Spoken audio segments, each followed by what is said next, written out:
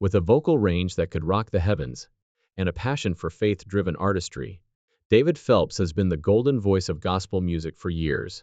His passion for faith-driven artistry has made him a household name in Christian music. But what if I told you that he is currently facing a life sentence? No, we're not talking about a courtroom drama. But before you jump to conclusions, stay put because this story isn't what you think. Let's examine how he got here first. Born on October 21, 1969, David Phelps was raised in a home that valued education, discipline, and self-expression. His mother, Mary Ella, spent years molding young minds as an English professor, and his two older sisters, Sher Proctor and Carrie Lee Phelps, were surrounded by a strong family. His story began in Tomball, Texas, a small town where faith and family were as much a part of life as Friday night football. Support system. But after graduating from Tomball High School in 1988, he followed his passion at Baylor University, where he not only honed his vocal skills under the guidance of Joyce Farwell, but also took on the role of directing the Baylor Religious Hour Choir, which strengthened both his skill and his connection to gospel music. By the time he graduated in 1992, with a degree in music and vocal performance, he had demonstrated that music was more than just a hobby. It was a calling. From the moment Phelps took the stage with the Gaither Vocal Band, it was evident that he was more than just another gifted vocalist. He was something extraordinary. His voice didn't just fill a room, it commanded attention. Every note carried weight, not just in power but in meaning. His path appeared clear until 1997, when he joined the group. From that point on, his voice would not only be heard, but it would leave a lasting impression on gospel music. He had a way of making people feel as though he was singing directly to them, as if he understood their struggles, joys, and faith on a personal level. Although the Gaither Vocal Band provided him with a platform to showcase his extraordinary gift, Phelps' aspirations went beyond group harmonies. His solo career took off. He had a richness to his tone and a rawness to his delivery that made every performance feel deeply personal. His ability to combine the richness of traditional gospel with modern influences to create something new but profoundly rooted in faith was demonstrated by albums like Life is a Church and Freedom. His performances were more than just concerts. They were immersive experiences. Whether he was playing in a large concert hall or a small church, he had a way of drawing audiences in and making every song feel like a personal testimony. His music wasn't just a powerful vocalist, just about praise. It was about introspection, struggle, and the profoundly human experience of faith. But what really made Phelps stand out was not just his voice or his artistry, but his genuineness. In a field where talent frequently eclipses personality, he maintained his groundedness, and fans were drawn to him rather than just his music. Despite his extraordinary talent, he never came across as arrogant. Instead, he was personable, modest, and sincerely passionate about the message he conveyed. What made David Phelps a truly once-in-a-generation artist was his ability to transform music into something deeply personal. David may have been a gospel superstar, but at his core, he was just a family man. No matter how bright the stage lights got, home was where his heart truly was. He frequently spoke about how his faith kept him grounded, but it was his wife and children who gave his life. Because of this, people didn't just listen to him, they believed him. To put things in perspective, Phelps had always been the type of artist who gave everything he had. Every song, every performance, and every moment on stage felt like a piece of his soul. For years, fans witnessed his powerful voice during large-scale performances, but his happiest moments were the simple ones spent with his family, laughing and enjoying the small pleasures that made life full. Fans saw the passion, energy, and unwavering voice that had inspired so many, but they didn't see the exhaustion creeping in the quiet battles he kept to himself. At first, it was easy to dismiss a little fatigue. That was normal for someone who was constantly touring and performing. But over time, the signs became harder to ignore. He began needing longer breaks and skipping rehearsals, something he had never done before. During practice, he would pause, clear his throat, shake his head, and try again. He pushed through, telling himself it was just allergies or overuse, but something felt wrong deep down. Friends noticed him retreating more, sitting with his head in his hands between sets, and looking exhausted in a way that went beyond simple fatigue. His voice, the instrument that had made him famous, started to show cracks, not in a way that most people would notice, but enough that he did. Gradually, people started to suspect that something wasn't quite right. Concert dates discreetly disappeared from the itinerary. Social media updates slowed, and his always positive presence with fans began to wane. When asked, he would give a comforting smile and say he was just resting and there was nothing to worry about. But underneath that smile was a secret that he wasn't ready to reveal, and soon the world would learn. The secret was revealed at a private gathering of close friends, supporters, and fellow musicians.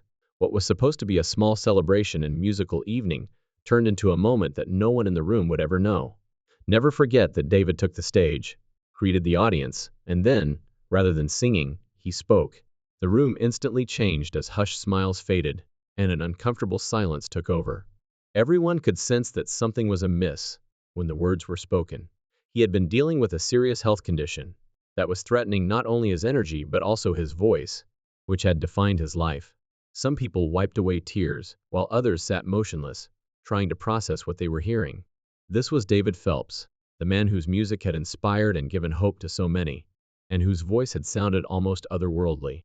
Now, he was standing in front of them acknowledging that he might not be able to continue doing what he loved for much longer. But his strength remained unwavering, even in that heartbreaking moment.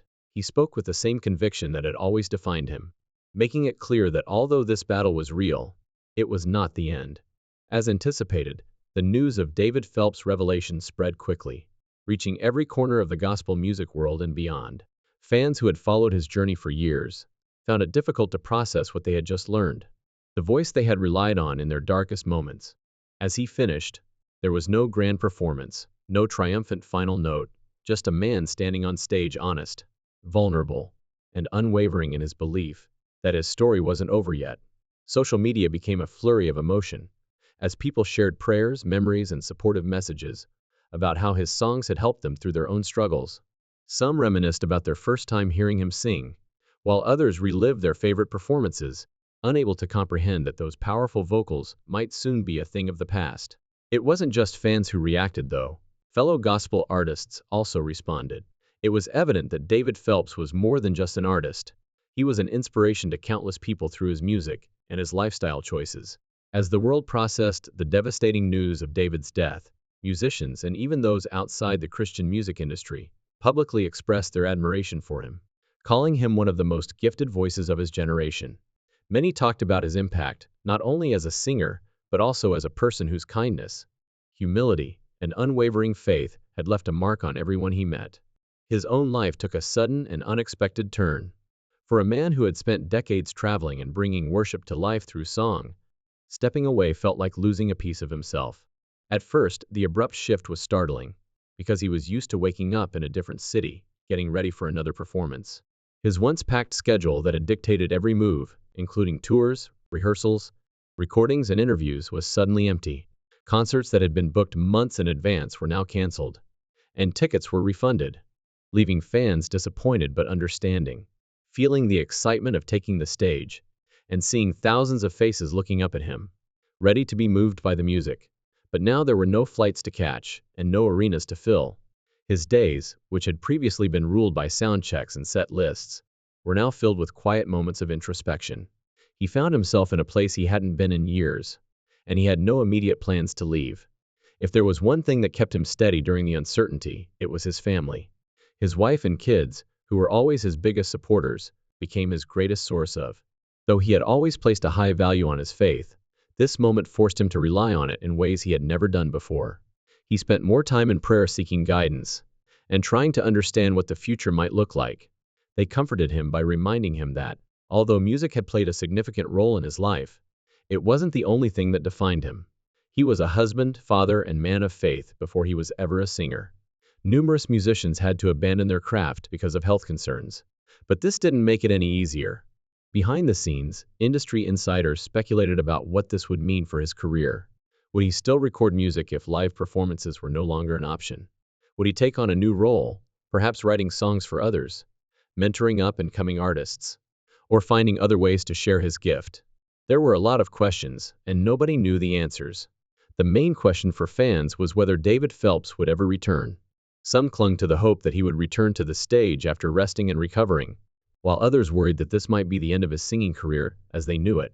The idea was heartbreaking, and gospel music without David Phelps seemed nearly unthinkable. Despite the uncertainty, one thing never altered his faith. In a personal letter to fans, He shared his journey without dwelling on the sadness. Instead, he concentrated on being grateful. He thanked his supporters for supporting him, praying for him, and believing in him during this trying time. He assured them that music would always be a part of him, regardless of what happened next. It had never just been about performing, it was about the message, the connection, and the spirit behind it. The future was uncertain, but one thing was certain: David Phelps had already created a legacy that would outlast any performance. His music had changed people's lives, and no illness or difficulty could take that away. Whether or not he ever performed again, his influence would endure. And for those who had been touched by his songs, that was something they would always remember. For months, David Phelps had withdrawn from the public eye.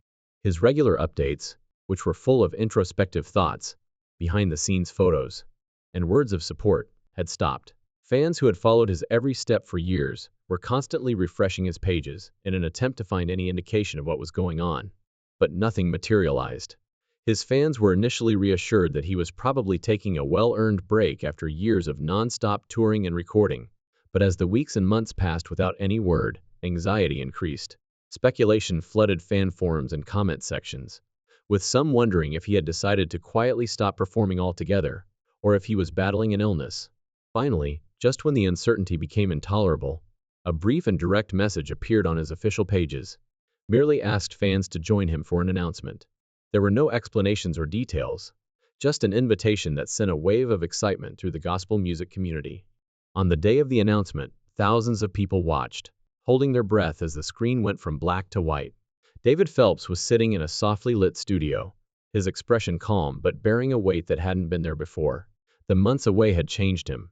There was a difference in the way he held himself and the way he took a moment.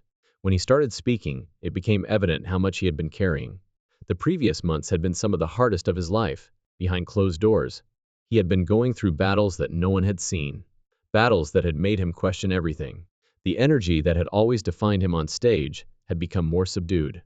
Everything, even his musical career. The fatigue had been more beyond the typical weariness that accompanies years of performing. This was in spite of everything. He wasn't prepared to leave. The path had been challenging, and the future was still unclear, but music was too fundamentally a part of him to let go. This wasn't just a casual update. It was an admission of struggle and uncertainty of moments when he had truly wondered if he would ever return to the stage. As if to prove it, he reached for a microphone. For a brief moment, there was only silence, and then he started to sing. The first few notes were soft, almost tentative, as if he was trying to show that even though those days might be behind him, his love of music for worship, for the people who had supported him for so long, remained. He talked about how things might look different going forward, and how he would need to be more intentional about his health and his time. Fans watching from home were overcome with emotion. Some sat in stunned silence, letting the moment wash over them. Others wiped away tears, realizing how much it had taken for him to reach this point. And then something changed.